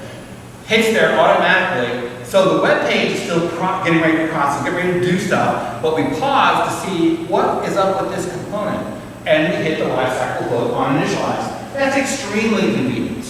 Okay, so now we're doing our stuff over here. I'm going to hit continue again. We're now at any bids. It looks like we're still in our component. We're just hydrating at this stage. We're coming back, like this is cool. I could have put a breakpoint there, I did not. We're going to place our bid. Suddenly it says, all right, now we're back on our auction page. We're processing, are there any bids? And the API shouldn't have got hit. Did I not put the right place? Okay, I was actually expecting the API to get a breakpoint. Let's go back to our auction hub. Oh, send bid. No, I should have done it. Yeah, I would have expected that to hit. I don't know why that didn't hit. Some sort of timeout with the previous breakpoint that was hit. Oh, good point, good point. Yeah, there may have been a timeout scenario, so let's fast forward, if you will. Let's go to debug, let's stop debugging, let's come through and delete all our breakpoints. Then we'll come back over here to our send bid, and just because we're paranoid, we'll put one in option 2. But basically debugging is exactly what you would expect on our own process. So there's nothing revolutionary. outside of, you're not stuck through all the JavaScript code. If you wanted to, you could. If you wanted to, you could. Let me log in again. Boom. I think after this, I'd like to kind of wrap up showing you a little bit about how the components are wired up, if people have time, I'd like to see that. Okay, we're going over here, auction. Boom. 55, place it. There we go. Okay, so good call, Sam. Okay, so there we go, and then you go stuff through your normal processes of what you're doing for debugging. So nothing crazy, nothing special. The only cool thing is it shows you the life cycle of where we're currently at the page. It'll execute all of those components. If we had more life cycle hooks, you would have saw how it goes from this hook to this hook to this hook to this hook. So let's say, for example, you have an on-parameter set life cycle. Well, it'll show you, it'll do the initialize first, then maybe it'll come down to the on-parameter set after that. Maybe you have specialized functions that you want to do, or specialized logic that you want to do. Okay, so let me go ahead and stop. Okay, so something else, just to kind of go over really quick. And let me close some of these.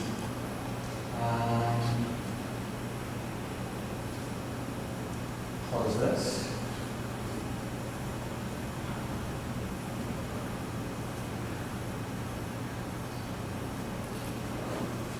So this is how the routing authorization works. So kind of a high level.